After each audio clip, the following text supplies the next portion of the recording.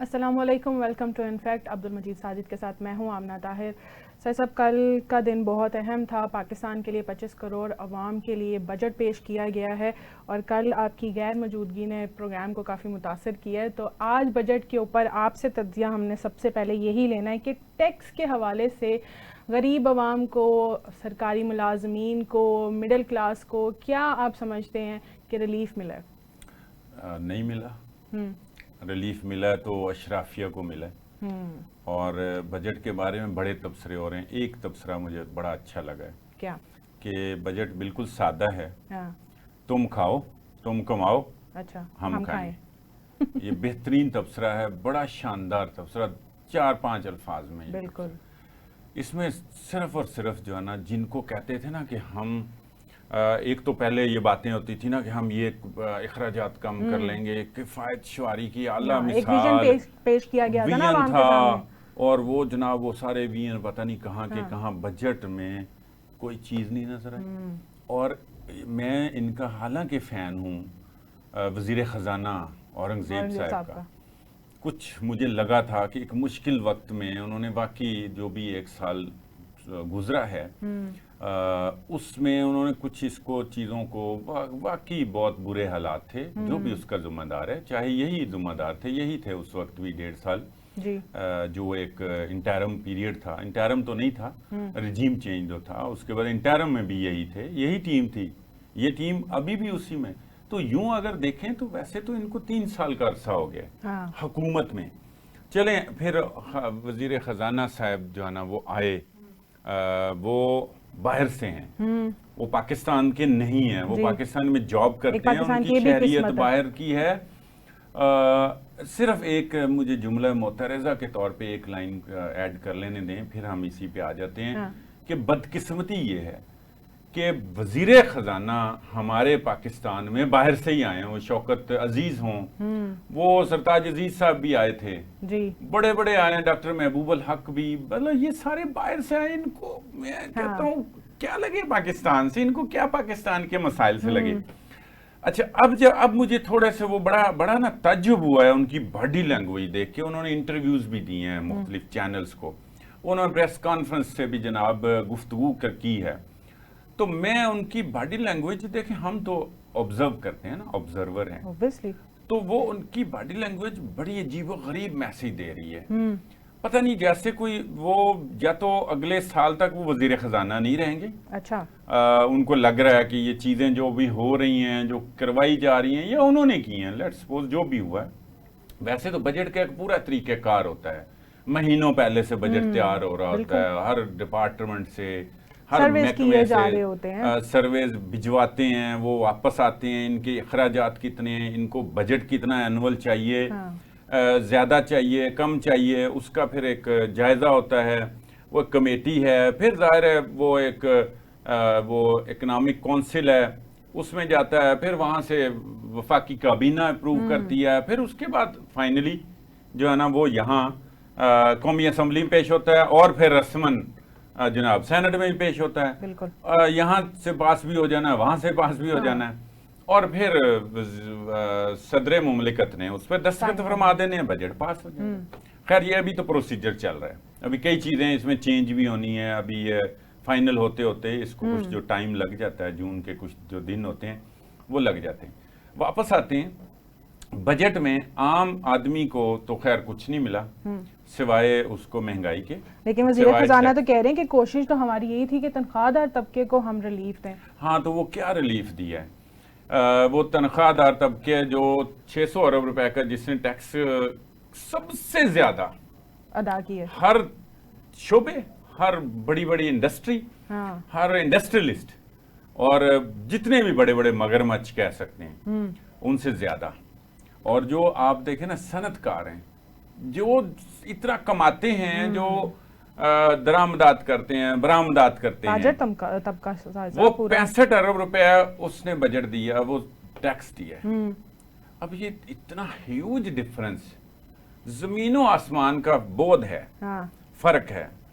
अब मुझे ये बताएं कि उसको आप ये देखें कि 0.5% से 1% का टैक्स में रिलीफ है। अब ये क्या टैक्स रिलीफ है, यानी ये क्या, जो वैसे ही जाहिर है आम आदमी को आप ये देखें कि वो गरीब आदमी कहाँ फाइलर बन सकता है। 50,000, 40,000, 45,000 एवरेज तनख्वाहें हैं जी। मैं एक चीज तलाश कर रहा हूँ, मेरी आप कम इल्मी कह सकते हैं कि वेजिस जो है ना वो मिनिमम 37,000 रुपए थे। अच्छा, वो सूबों ने भी उनका तयन करना होता है, तो वफाक ने मुझे कहीं नजर नहीं आया कि उन्होंने उनके वेजिस में कितना इजाफा किया। यानी 47,000 में हमारी जो अक्सरियत, वो कौन सी अक्सरियत है, तकरीबन 50% उसको हम कह सकते हैं, बल्कि वो तो उस खाते में भी नहीं गिनते उनको, तो फिर भी 37,000 वाले को तो वो कहते हैं कि ये तो अमीर तबका है। हाँ। इसको तो फाइलर भी होना चाहिए, और इसको तो मोटरसाइकिल जो चलानी है ना उस पे कार्बन लेवी भी देनी है, टैक्स भी देना है, इसने मोटरसाइकिल चलानी है, और इसके पास तो कार्ड भी नहीं होना। हाँ। तो इसको तो 2 रुपए मजीद इसको पेट्रोल के इससे लेंगे इजाफी।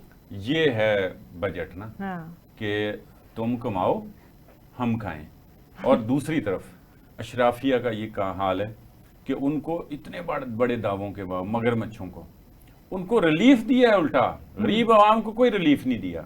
मैं इस बजट से बहुत मायूस हूं। उनकी तनख्वाहों में कितना इजाफा किया गया साहब? नहीं, किसी की तनख्वाहों में जो इजाफा किया गया, सरकारी मुलाजमिन की तो 10% कर दिया ना, 10% की गई, 50% भी कर सकते थे, लेकिन अपनी अशराफिया की तो 100-150%। नहीं 500% भी इजाफे हुए हैं, 5 गुना भी उसको कह सकते हैं।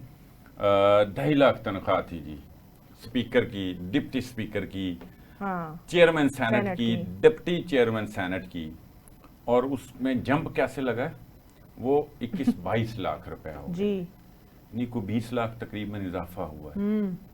अरे इसकी क्या जरूरत थी? दलील दी है उन्होंने कि उनका तो 2016 से इजाफा नहीं हुआ, यानी 9 साल हो गए। भाई उनका इजाफा नहीं हुआ तो आप फिर क्या, क्यों नहीं हुआ जी? पहली बात है। हाँ। जाहिर है समझा जाता है कि उनको नहीं जरूरत, उनको क्या तनख्वाह की जरूरत है, घर उनका फ्री है। हाँ। 500 बिजली के यूनिट, 5,000 बिजली के यूनिट्स फ्री हैं। हाँ। इसके अलावा दफातर में तो सब कुछ ही फ्री है, अलाउंसेस अलहदा से हैं, गाड़ियां हैं जनाब, प्रोटोकॉल है जनाब, पूरी की पूरी फौज जफर मौज है एक एक महकमे में, और वो एक एक घर में भी इवन। लेकिन सर साहब अगर इस वक्त आप कह रहे हैं कि 20% उन्होंने तनख्वाहों में इजाफा कर दिया है, 2.5 लाख से आप देखें 21 लाख तक, अगर हम अपने मुल्क के हालात देखें, जैसे हम डिफ़ॉल्ट होने से बचाया गया है औरंगज़ेब साहब ने हमें, तो साहिब साहब क्या इस वक्त हम इस चीज़ के मुतहम्मिल हैं कि हम इतना इजाफा अफोर्ड करें सिर्फ तनख्वाहों में ही? मुझे ये लगता है कि उनकी बॉडी लैंग्वेज ये बता रही थी कि वो ये नहीं चाहते थे। एक प्रोफेशनल आदमी है और गैर सियासी आदमी है, और ये चुने जाते हैं ना, जैसे चुनाव होता है। अच्छा।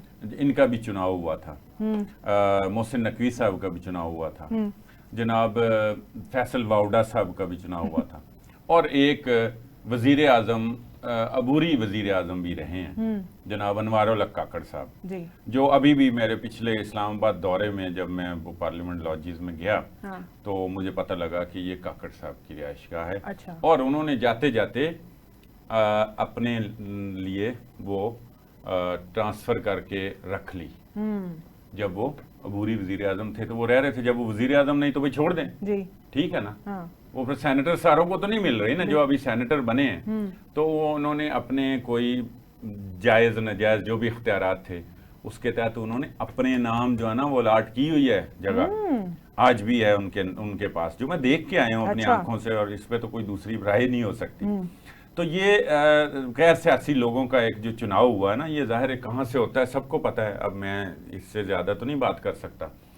तो उनमें से एक आदमी है वजीर खजाना औरंगजेब साहब। तो जो गैर सियासी आदमी होता है ना, और फिर वो उसको मुल्क से गर्ज भी ना हो, यानी उनका एक और मुल्क भी है जहां वो ठहर सकते हैं, जहां की वो शहरियत रखते हैं, तो मेरा ये ख्याल है कि उनकी बॉडी लैंग्वेज ये बता रही है कि ये काम शायद उनकी मर्जी के मुताबिक नहीं हो रहा है, या वो बड़े बड़े बड़े नाकिस बोंडे दलाइल दे रहे हैं मुख्तलिफ, और खुद ही वो कह रहे हैं कि हम कर्जे लेकर ये सारी जो हमारी गुंजाइश है उसको हम पूरा कर रहे हैं, रिलीफ देने की जो गुंजाइश है हम कर्जे लेकर कर रहे हैं। तो कर्जे लेने के साथ साथ हम तो पहले ही कर्जों में डूबे हुए हैं, क्या जरूरत है कि आप इतनी तनख्वाहें बढ़ाने के लिए कर्जे लें? देखें, पीएम हाउस के अखराजात में तो कमी नहीं आई, इजाफा किया गया जी। मैंने बताया तनख्वाहों में इन्होंने जनवरी से इजाफा किया था, मार्च में इन्होंने मंजूरी ली और 2 महीने पहले से अप्लाई कर दी कि ये इसका इत्तलाक उस बिल में, उस मंजूरी में जिसमें पीटीआई भी शामिल थी, उन्होंने भी उस पर तो फौरी दस्तखत जनाब कर दिए। उस वक्त तो कोई एहतजाज नहीं, कोई शराबा नहीं, वो बोर्ड नहीं लगाया खान को रिहा करो, कोई लेला नहीं पकड़ा हुआ था, कोई जनाब वो नहीं मार रही थी, डांस नहीं कर रही थी। वो एक हैं उनकी पार्लियामेंटेरियन है, एमएनए है, नाम क्या लेना, बड़ा अजीब लग रहा था कि पता नहीं क्या कर रही हैं, अजीबो गरीब हरकत वो इस मौके पे तो कर रही हैं। भाई संजीदगी से आप एहतजाज भी कर सकते हैं और होते रहें। आप हट हट के एक एक बात में, मुझे इसी वजह से ये मसला आता है, कौमी इश्यूज पे बात करने की बजाय आप एक शख्सियत के गिर्द घूम रहे हैं और आपको 2 साल हो गए, आप 1% भी आपका मुल्को कौम में कोई पॉजिटिव किरदार 1% भी कहीं नजर नहीं आता, इसलिए वो हदफ़े तनकीद हैं। चले, आपने वज़ीर आज़म हाउस की बात की है तो ये इनमें इजाफे हो रहे हैं। तनख्वाह नहीं ले रहे, वज़ीर आला पंजाब भी तनख्वाह नहीं ले रही हैं, लेकिन उनकी जो रिहाइश है और उनके जो अखराजात हैं उनके अंदर 14 करोड़ के करीब साहब इजाफा क्यों किया गया? तो फिर मुझे ये बताएं, एक तो ये बात है कि उनको तनख्वाह की जरूरत ही नहीं है। अच्छा, इस तनख्वाह ना लेने वालों में वजीर खजाना औरंगजेब साहब भी शामिल है। उन्होंने भी कहा कि मैं भी नहीं लेता। अच्छा, गोया इन लोगों को तनख्वाहों की जरूरत नहीं, इनको अगर तनख्वाहों की जरूरत नहीं तो इनके मामलात चल रहे हैं। हाँ। इससे थोड़ा सा इमेजिन करें कि फिर इनको तो नहीं पता ना कि भिंडी 50 रुपए भी मन नहीं बिक रही, हाँ जी, 1 रुपए तक भी आ गई। ऐसी जगहों पे भी हमें इतलात मिल रहे हैं, डिजिटल का दौर है जी जी। और लोग जो है ना वो अपना भैंसों के चारे के तौर पे वो डाल रहे हैं, क्योंकि वो कपास में तो मिलना कुछ नहीं है, किसान की कमरदोरी होगी, नुकसान इतना हो चुका है जनाब। गंदुम में वो उसमें सबके सामने है, वो कौन सी नई बात है, अभी ये सारा टाइम उस पर हम नहीं लगाते, सिर्फ इशारे में बात करते हैं, सारों को पता है क्या हाल है। आलू का क्या रेट था, लोगों ने जनाब एहतजाज किए और सड़कों पे फेंके हैं, और वो भी चारे के तौर पे, वो भी जनाब इसी तरह हुआ, अलामती भी और बाकायदा तौर पर भी यही हुआ है। कोई हमें भी पता है मार्केट में मिल भी सस्ता रहा है। अच्छा, अब एंड यूजर वो जो बेचारा पैदावार जो कर रहा है ना, पहले तो एंड यूजर को तो सस्ता मिल गया भाई, वो एक चीज वाफिर हो गई, हाँ। तो वो उसका रेट भी आप नहीं लगाते, तो उसके बाद वो तो जाया हो गई। इसी तरह वो चूंकि जब ये चीजों का उनको लगा कि पूरे साल की 1 या 2 फसलें उठाने के बजाय उन्होंने वो फसलों का चुनाव किया जो साल में 3-3, 4-4 दफा ले लेते हैं।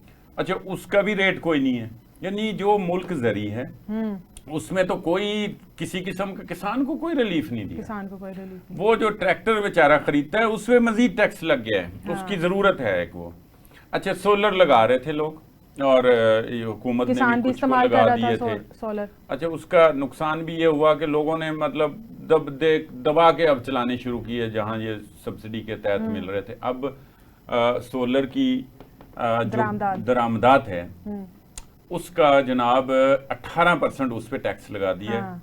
और एक उसकी मैं आपको बताता हूँ, वो जो उसका इन्वर्टर वगैरह ना वो तो पहले ही महंगा है और उस पर टैक्स है।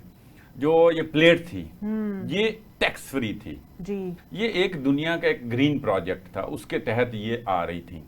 वो भी एक पूरी कहानी, उसमें भी लोगों ने बड़ी ओवर इन्वाइसिंग की और जनाब बड़े पैसे कमाए और शो करके बाहर ले गए। उन बैंकों के खिलाफ भी कार्रवाई हुई, उन लोगों के खिलाफ भी कार्रवाई। कुछ तो खैर पाकिस्तानी मुआशरा ही ज़हनी तौर पे भी करप्ट हो गया है, वो तो एक अलग मौजू है। तो बजट पे आ जाते हैं, तो उस पर भी ट्रैक्टर पे भी टैक्स है जनाब। किसान को कोई रिलीफ नहीं मिला, उसकी फसलें जो पहले की उठाई जाती हैं, जो पहले उगा रहे हैं, वो तो अब बिल्कुल सोच ही नहीं रहा ना कि वो आप फसलें वो तो ज़मीन खाली छोड़ के तो वो दे दे, एक ठेके पे जमीन दी जाती, किसान ना देते और लेते हैं। वो 2-2 लाख एक एवरेज भी मैं बात कर लेता हूँ, एक साल का ना फी एकड़ ठेका होता है, वो 1 लाख भी ठेका नहीं रह गया।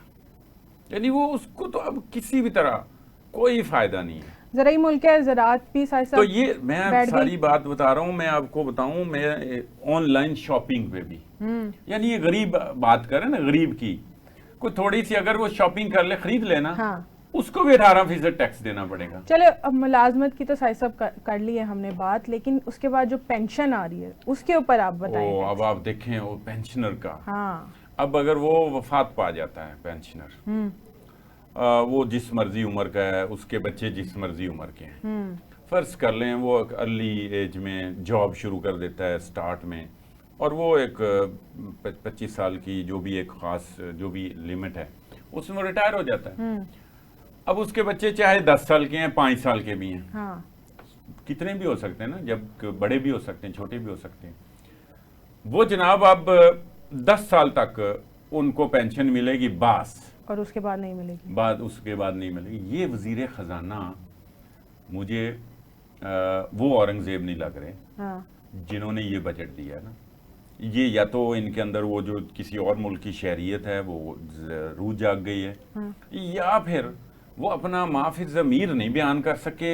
साफियों को आज ब्रीफिंग देनी थी तो उन्होंने बाइकाट कर दिया पहले कि ये टेक्निकल एक ब्रीफिंग तो आपने दी नहीं, 20 सालों से एक रवायत थी, तो आप आकर सीधी सीधी वो बात करें। खैर वहां भी बड़ा अच्छा एक सनाउल्लाह साफी है, कमाल उन्होंने सवाल किया जी।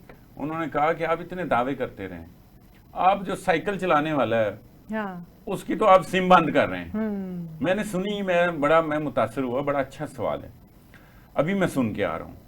और जो मगरमच्छ हैं जिन्होंने इतनी इतनी प्रॉपर्टीज बनाई हुई हैं, बाहर उनके बंगले हैं, बाहर उनकी जनाब प्रॉपर्टीज हैं, उनसे आपने किसी ने जुर्रत की, उनमें जर्नैल भी हैं, उनमें इस वक्त के वजीर भी हैं बहुत सारे। और याद होगा आपको, हमने भी इस पे प्रोग्राम किया था जो दुबई लीक्स आई थी जी। तो वही एक बात कर लें तो पाकिस्तानी कितने हैं जो बाहर जनाब अपनी प्रॉपर्टी खरीद चुके हैं हाँ। और वो इस वक्त रूलिंग पार्टी में और इस वक्त रूल भी कर रहे हैं, रूलर्स हैं, बाकायदा हुक्मरानों में शामिल हैं। उसने सवाल किया, उसने कहा उनसे तो आपको पूछते हुए जो ना आपकी जुबान पे छाले हैं क्या उगे हुए, आपने वो नहीं पूछा, किसी से बात नहीं करनी, तो आप ये क्या कर रहे हैं। तो मैंने उनकी बॉडी लैंग्वेज उस दौरान भी देखी तो मुझे वो औरंगजेब नहीं लगे। अच्छा, मुझे ये लग रहा है कि हम ये बातें कर रहे थे कि आईएमएफ ने बजट बनाया, आईएमएफ तो कहता है कि अपने अखराजात कम, मैं नहीं मानता ये आईएमएफ ने बनाया हो, सवाल ही पैदा नहीं होता।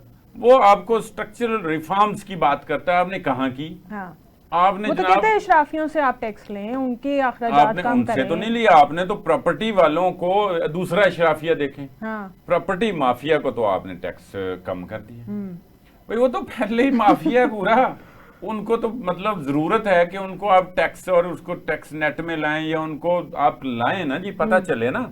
गरीब आदमी ने तो प्रॉपर्टी खरीदनी नहीं, जो भी प्रॉपर्टी खरीदता है या बेचता है। अच्छा सर, जो 111 अदारे हैं जिनको टैक्स असना कर दिया गया, वो कौन से अदारे हैं, उनको क्यों किया वो मुस्तस्ना करार दिए जाते हैं जो खैराती इदारे होते हैं। उसमें एक खैराती इदारा फौजी फर्टिलाइजर्स भी है। अच्छा, 111 में वो भी शामिल है।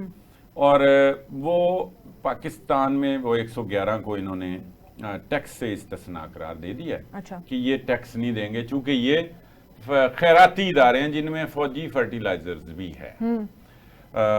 बाकी ये अवाम फैसला करेंगे कौन खैराती इदारा है या नहीं है, या उनको वो कोई सपोर्ट करते हैं, आई डोंट नो।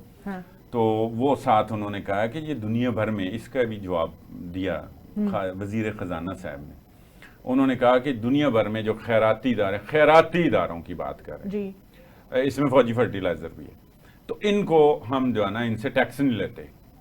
लेकिन मैं उनकी वो बात जो सुन रहा था, मैं जो देख रहा था कि वो यहाँ से हलक से ऊपर कोई बात जो कर रहे हैं ना, उनका दिल मुतमिन नहीं है। इस वजह से मैं ये फोर्स ही कर रहा हूँ कि ये या तो ज़ाहिर वजीर खजाना कभी को 5 साल भी नहीं रहा वजीर आजम की तरह।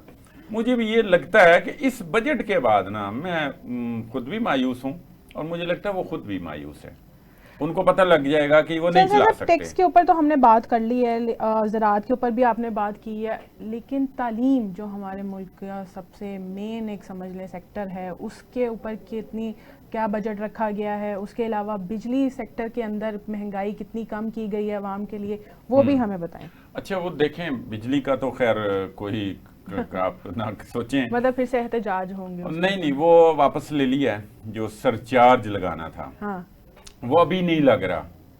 ये ताज़ा खबर है कि अच्छा। वो मौखर मेरे नज़दीक है, वो मौखर किया गया चूंकि जून चल रहा ना, जून जुलाई अगस्त ये गुजर जाएगा तो मुमकिन है फिर लग जाए इसमें। यहाँ तो हर साल पूरा साल ही बजट आते हैं, बिल्कुल पूरा साल तो पेट्रोल बढ़ता है, पूरा साल बिजली की कीमतें बढ़ती हैं, गैस की कीमतें बढ़ती हैं हर महीने, और 15-15 दिन के बाद ये ओगरा पता नहीं क्या चीज बनाई हुई दुनिया की, मुख्तलिफ चीज बना दी है, और वो 15 दिन के बाद जनाब इजाफा और कमी करता है, और कमी तो करता कोई नहीं है।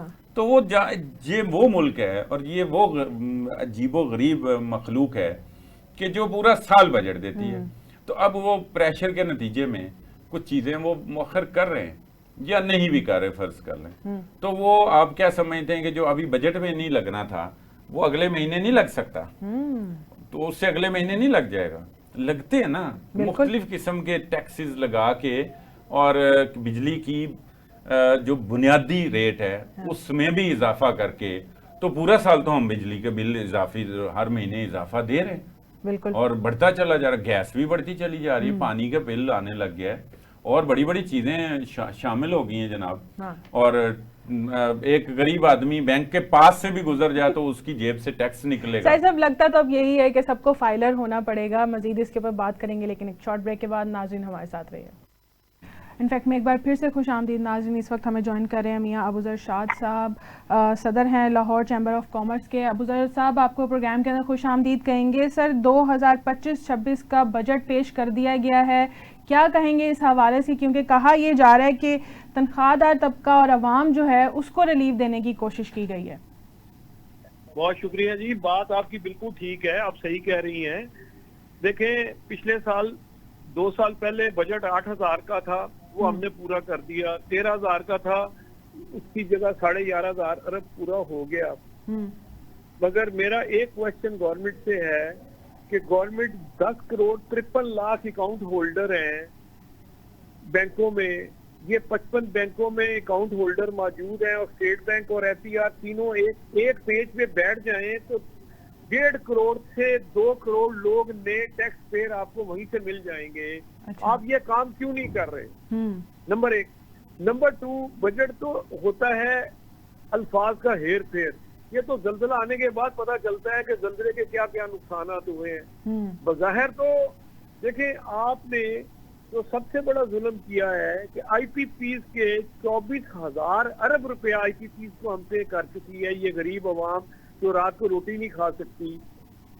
गुर्बत की शरह 3 साल पहले 37% थी, आज 45% हो गई है जी। मुझे ये समझ नहीं आ रही कि अफगान ट्रेड और अंडर इनवॉइसिंग की वजह से 25,000 अरब रुपए का नुकसान हो चुका है, उसके ऊपर गवर्नमेंट ने बजट में कोई कदम नहीं उठाया। आज आके सिर्फ बिजनेसमैनों को सिक्योर करने के लिए इन्होंने बजट बनाया है और सिर्फ आगे पीछे किया सारी चीजें। गरीब से सवारी छीन ली है। सुजुकी कार गरीब की सवारी थी, उस पे 8% की जगह 18% सेल टैक्स कर दिया है। 5-5 लाख रुपए 4-4 लाख रुपए गाड़ी महंगी हो गई है। क्या रिलीफ देना चाहते हैं आप? किसको रिलीफ देना चाहते हैं आप? उसको रिलीफ देना चाहते हैं जो 11 करोड़ और रेडी गुर्बत की सतह से नीचे चले गए हैं, मिट्टी से नीचे चले गए हैं लोग। किसके लिए रिलीफ है? ये रिलीफ सिर्फ अली बाबा 40 चोर वाली कहानी है। ये सिर्फ 50,000 ड्यूल नेशनल इस मुल्क को चला रहे हैं, बाकी सबको कीड़े मकोड़े समझ रहे हैं। इनको ये नहीं पता कि रात की रोटी कैसे आती है, कानून किस तरह चलाना है।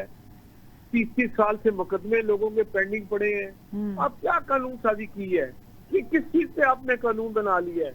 ये तो सिर्फ एक मजाक कर रहे हैं कौम को। मगर मैं आपको एक बात बता दूं, इस तरह कुफर से निजाम चल जाएगा, जुल्म का निजाम नहीं चल पाएगा। ये पूरे पाकिस्तान के तमाम चैम्बर इस पे रिजेक्ट कर रहे हैं इसको, क्योंकि ये कोई अच्छा सेहतमंद बजट नहीं है। अगर इस तरह के बजट बनाने हैं तो आप गवर्नमेंट ने आज तक कौन सा अच्छा काम किया है? सुनिए, रेलवे नुकसान में, पीआईए 830 अरब नुकसान में, पास्को 900 अरब रुपया नुकसान, आपका यूटिलिटी 50 अरब रुपया नुकसान, रेलवे 600 अरब रुपया नुकसान, आपका खाद पे 150 अरब रुपए का नुकसान। कौन सा काम जो गवर्नमेंट के ब्यूरोक्रेसी ने किया और उसमें नफा हुआ? इससे तो रेडी वाला अच्छा, जो अनपढ़ है, जाहिल है, जिसको कोई तालीम नहीं दी आपने, वो अपने बच्चों की रोटी रात को कमा के ले जाता है। ये किस तरह के पढ़े लिखे ऊपर बैठे हैं जो सिर्फ गवर्नमेंट को नजरों में सब अच्छे की आवाज दे रहे हैं। ये तो सच बताऊं, मुझे सिर्फ ये बताएं कि बजट में अगर गुर्बत 37% से 30 हुई है तो मैं बजट को बहुत सेहतमंद समझूंगा। अगर गुर्बत 37 से 45% हो गई है 3 साल में तो मैं बजट को क्या कहूंगा। अच्छा, ये ठीक है बात, लेकिन आप देखें ना, प्रॉपर्टी को तो उन्होंने, प्रॉपर्टी वालों को, जमीनों के खरीदो फरोख्त वालों को तो रिलीफ दिया है, इससे कोई मैशत का पहिया चल पड़ेगा। कहाँ जाएगा सर? 11 करोड़ बंदा कहाँ जाएगा? जो गुर्बत की सतह से नीचे चला गया उसको प्रॉपर्टी से क्या लेना देना। ठीक है सर, आपकी आबादी का 45% बंदा 2 टाइम की रोटी नहीं खा सकता। आप उसकी बात, आप बजट और देखें भाई, आप उन्होंने सिर्फ हमें मियां अबूजर शाह साहब, उन्होंने बेनजीर इनकम सपोर्ट जो प्रोग्राम है उसमें कुछ 716 अरब रुपए मुख्तस कर दिए हैं। ये गरीब के लिए होंगे या क्या कोई भिखारी बना रहे हैं? क्या आपकी राय है? सबको भिखारी बना रहे हैं। ये तो बात सुनो, बेनजीर जिंदा कर देगी आपने भट्टू साहब का जुडिशियल मर्डर शहादत दे दी, और आप हर 25 साल के बाद कहते हैं फलाना काम गलत हुआ। इतना ही बुरा हमारा बुरा मुल्क था तो 200 साल अंग्रेज हुकूमत करके गया है, तो यहाँ से लूट के लेके गया है। अंग्रेज कहते हैं इतनी अक्लमंद कौम है ये पाकिस्तानी कि हमें बगैर कुछ किए ये सारी रकम खुद शिफ्ट कर देते हैं। क्या बात है, कितने अक्लमंद हम लोग हैं कि हम अपने सारे असासे 200 अरब डॉलर से ज्यादा के असासे ये जो ऊपर की अशरफिया है इनके बाहर पड़े हैं। इसके ऊपर बजट में क्या दिया है? मैं फील्ड मार्शल साहब से अपील करता हूं, जिस तरह आपने जंग जीती है, ये 200 अरब डॉलर, ये जो 50,000 शहबाज शरीफ के से अपील करें ना। और शहबाज शरीफ साहब से अपील करने का फायदा कोई नहीं ना। वो वजीर आजम है, मुन्नत है ना, वो वजीर आजम तो है, वो सबको पता है वजीर आजम है, मगर काम तो आ जाते हैं फील्ड मार्शल साहब नहीं करना है। नहीं ये ना करें, ये जमहूरी तरीका नहीं है। आप देखें, आप तो चैम्बर के सदर हैं और आप समझते हैं। नहीं, मैं जमहूरी तरीके से बात, हम उन्हें जमहूरी तरीके से कह देते हैं जी आप कर लें। हमने जमहूरी तरीका अडॉप्ट किया ना। हमने जो प्रपोजलें भेजी हैं 6 महीने बना के करोड़ों रुपए खर्च करके बनी थी, उन्होंने रद्दी की डब्बे में फेंक दी है। हमें अफसोस हुआ है साहब पे कि हमारी एक तजवीज पे अमल नहीं हुआ। नहीं, वो नॉन फाइलर वाली आपकी तजवीज नहीं थी? बिल्कुल हमारी है, उसको नॉन फाइलर को मानना चाहिए। जो अच्छा काम किया है वो बहुत अच्छी तजवीज है। मैं तो वही तो कह रहा हूँ कि 10 करोड़ 53 लाख अकाउंट होल्डर हैं, आप तो उन्हें फाइलर उन्होंने बना रहे। अच्छा, 10 करोड़ 53 लाख अकाउंट होल्डर हैं, आप उन्हें फाइलर क्यों नहीं बना रहे? आप उन्हें फाइलर बनाए ना। स्टेट बैंक और 55 बैंक और FBR एक पेज में बैठे, उन्हें फाइनल करे, उनको टैक्स नंबर जारी करो। टैक्स का स्लैब आपका है यूरोप से महंगा, और आप सहूलतें दे रहे हैं यूरोप से 0%। ना सेहत की सहूलत है, ना इंसाफ की सहूलत है। 3.25 करोड़ बच्चा स्कूल से बाहर है, दाने स्कूल से 10 लाख बच्चा फायदा करेगा, मगर जो बाकी 2 करोड़ 80 लाख बच्चे हैं वो किधर लेके जाना है आपने? और भाईजान, आप वोट लेके आते हैं उन गरीबों से जिनको आप पराठे खिला देते हैं या बिरयानी खिला ले आते हैं, और उस बिरयानी वाले वोट का ये रिजल्ट आपको मिलेगा। देखे ना, आप सेहतमंद पॉलिसी लाते हैं। आप कम अज कम आपने कॉटेज इंडस्ट्री के ऊपर कोई जोर नहीं दिया, कोई कॉटेज इंडस्ट्री के लिए रिलीफ नहीं दिया। प्रॉपर्टी की कीमतें 3% कम करने से अपना नाम क्या फर्क पड़ जाना है उससे। अच्छा, आखिरी सवाल ये मियां साहब, ये बताएं कि क्या करना चाहिए था जिससे जरा बेहतरी आती, मुल्क में कोई मैशत का पहिया चलता? देखें जी, बेहतरी ये आनी थी, 5,000 का नोट 1,000 का नोट बंद करते, हर बंदा बैंक के थ्रू होता, सारा सिस्टम आपका डॉक्यूमेंट्री इकोनॉमी हो जाती। वो ATM मशीनें नहीं पड़ी, पेट्रोल पंप पे भी नहीं पड़ी होती, तो ये कैसे करेंगे? ये तो उस तरफ आ ही नहीं रहे रिफॉर्म्स। 15,000 पेट्रोल पंप पे किसी पे कैमरा नहीं लगा, 10 बाई 10 की दुकान पे कैमरे लगा रहे हैं आप। हाँ जी।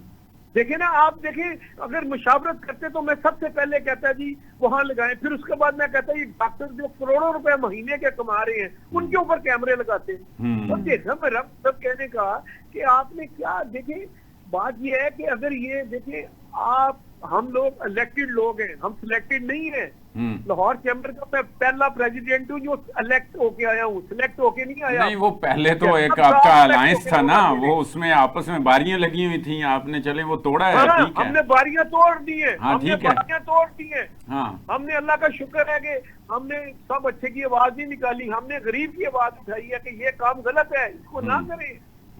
उसकी वजह से लोगों ने हमें वोट दिए। हमें लोग वोट इन्होंने नहीं दिए कि हमें शहबाज शरीफ साहब ने वोट नहीं दिया, हमें वोट मेरे बिजनेस कम्युनिटी ने दिया, मैं उसकी आवाज हूँ। ठीक है जी हाँ, तो ये नहीं मामला, ये अगर मुशावरत कर लेते बजट से पहले तो बहुत अच्छा था। जो हमने डॉक्यूमेंट बना के दिया उसमें इन्होंने जरा सा जिक्र फिक्र नहीं किया। और 5 करोड़ का प्लॉट के 5 करोड़ की बिल्डिंग बना के 15-20 करोड़ की अपना फैक्ट्री मशीनरी मंगा के 10 करोड़ पे वर्किंग कैपिटल लगा के एक इंस्पेक्टर आता है आपकी फैक्ट्री बंद कर देता है। हाँ जी, 36 महकमे में रिश्वत लेते हैं। नहीं, अगर आप देखें ना मियां साहब, अगर उसकी आप मुट्ठी गर्म कर दें तो वो खोल भी देता है। और क्या चाहिए, इतना आसान मुल्क है। हाँ, वही तो कह दिया था, मरहूम कह गया था, जिना का भाई जिंदा था, वो कहता मैं जिंदा हूँ, जिंदा रहूंगा, जैसे भट्टू साहब जिंदा है अभी तक। वो सब जिंदा रहेंगे, जो भट्टू साहब की तस्वीर लगा देंगे वो भी भट्टू साहब का नाम चलेगा। जल्दी चाहिए। और भाई आप जुडिशियल मर्डर कर दे तो उसके बाद माफी मांग ले। क्या जुल्म किया आपने भट्टू साहब को सजाए मौत दे के, क्या मिल गया आपको? अगर माफी मांगी आपने, जुल्म ना करें, बस कर दे, इस कौम के साथ खलवाड़ मत करें। ये मोइन कुरैशी जैसे फाइनेंस मिनिस्टर ना लाएं। आपने जुल्म ये किया कि अवैस लगारी साहब ने 400 अरब रुपए की LNG और पेट्रोल इंपोर्ट कर लिया, और अली परवेज मलिक रो रहा है कि यार इसने जुल्म कर दिया है। अटक रिफाइनरी आपकी बंद हो गई है इस वजह से कि वो चलाएंगे तो ये स्टोर कहाँ रखेंगे। आपकी पॉलिसी इतना फॉकडाउन है, आप मशवरा करने को हराम समझते हैं और जो मशवरा देते हैं उसको गालियां देते हैं। देखिए, मैं आपसे बात कर रहा हूँ, आप ये अवैस लगारी वजीर हैं, उनके हवाले से आप जिम्मेदारी से ही कोई बात कर रहे होंगे। सर मैं अभी आपको भेजता हूँ, अभी मैं आपको क्लिप भेजता हूँ अली परवेज मलिक का, जो उसपे वो रो रहा है कि इसने गलत काम किया है। अभी क्लिप भेजता हूँ, आपके एंकर को अभी क्लिप भेज रहा हूँ, सुन ले और सुनाए, बल्कि टूटे अभी आप सुनाए लोगों को कि ये पॉलिसी का ये फर्क है आपका। अभी भेज रहा हूँ, आप माइक्रो सेकंड आपको पहुंच जाएगा, आप सुनिएगा और मेरे से जरूर बात कीजिएगा। अगर क्लिप ना हुआ, अगर उन्होंने समाज टीवी चैनल पे ये बयान ना दिया हुआ तो मैं 10 अरब रुपए आपको हर्जाना दूंगा। ठीक है, बहुत शुक्रिया, अच्छी बात है। मियां अबूजर शाह साहब, बहुत शुक्रिया आपके वक्त का। शहबाज खान साहब की रिहाई सुनने में आ रहा था कि मुमकिन हो जाएगी, लेकिन 5 जून को भी थी, लेकिन अब आज भी थी और आज भी वो रिहा नहीं हुए, जज छुट्टी पे चले गए हैं। क्या वजह है रिहा की? तो देखें, ऐसे ना करें, प्रोसीडिंग चल रही है। उन्होंने एक दरख्वास्त दी थी कि ये जो उनकी 190 मिलियन पाउंड में सजा हुई, केस में सजा हुई है, उस सजा को मौकूफ कर दिया जाए और उसको अलग करके जरा मुअत्तल करके। अच्छा, तो वो केस तो रह जाता है और चलता भी है, तो वो मुअत्तल करके तो आप जरा इनकी जनाब बेल कर फरमा दें। और उस नतीजे में रिहाई की एक दरख्वास्त थी।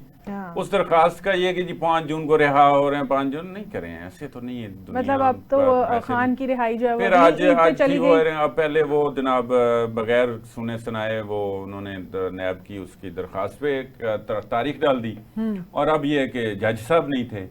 तो अब इस मामले के बाद फिर जो PTI के रहनुमाओं ने बातें की हैं, आप समझती हैं कि वो रिहा होंगे या वो होने देंगे? हाँ, जो सीधी बात करें, बार बार कह रहे हैं कि हम जो है ना बंदूकें लेके आएंगे। अब तो बाकायदा तौर पे कह रहे हैं हम हथियार लेकर आएंगे, निहत्ते नहीं होंगे, हमारे सीने पे गोली चलाई जाएगी और तो हम भी चलाएंगे, आपकी कमरों में जो है ना वो दम लगाएंगे।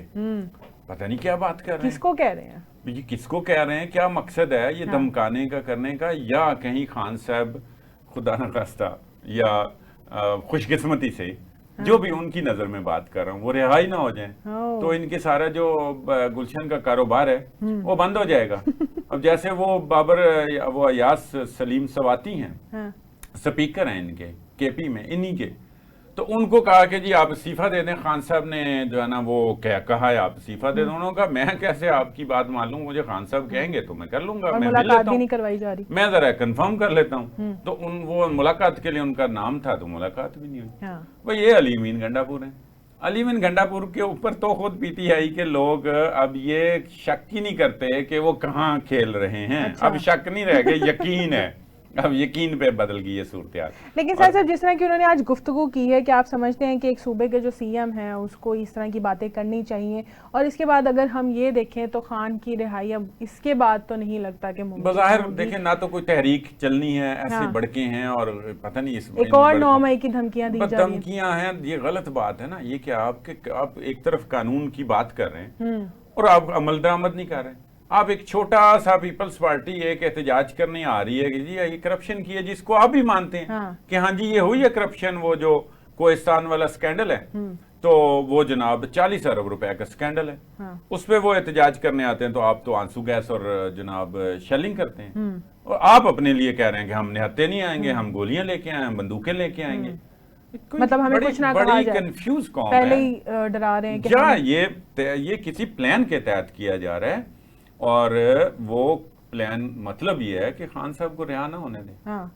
इनकी हरकत और बयानात से यही लगता है कि हम जो है ना चला देंगे। यहाँ तक कह जैसा प्रोग्राम का वक्त खत्म हो रहा है और इसके बाद अगर हम ये देखें तो अमेरिका की जानिब से पाकिस्तान के लिए तारीफें ही तारीफें की जा रही हैं। आज अमेरिकी जनरल हैं एक, उन्होंने भी तारीफ की है कि पाकिस्तान जो है उनके साथ दहशतगर्दी में साथ दे रहा है। पहले भी दाइश का जो एक दहशतगर्द था वो भी उनके हवाले किए और अब मजीद जो 5 हैं वो भी गिरफ्तार कर लिए गए हैं। साहब कैसे देखते हैं इसको? अच्छा, बदलता है रंग आसमां कैसे कैसे। हाँ। अब वो पाकिस्तान को दहशतगर्दी में अहम शराकतदार करार दे रहे हैं और ये उन्होंने एतराफ़ किया।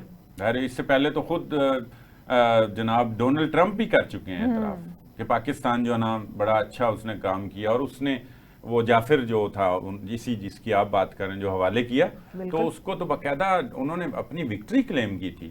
उसके बाद ये है कि अब अफगानिस्तान में, इवन ईरान में भी दाइश खुरासान के खिलाफ जो है वो कार्रवाइयाँ हो रही हैं और वो इंटेलिजेंस बेस्ड कार्रवाइयाँ, लेकिन वो इंटेलिजेंस पाकिस्तान की है जी, जिस पे वो काम कर रहे हैं और आगे अटैक्स कर रहे हैं मुख्तलिफ वो कुनड़ में और उधर शुमाली साइड पे जो है ना अफगानिस्तान पे वो दाइश का कुछ 1-2 जगहों पे 2 सूबों में है उनका अमल दखल, तो उसके लिए वो अब वो कर रहे हैं। तो साथ खैर वो तो अपनी जगह पे कर रहे हैं।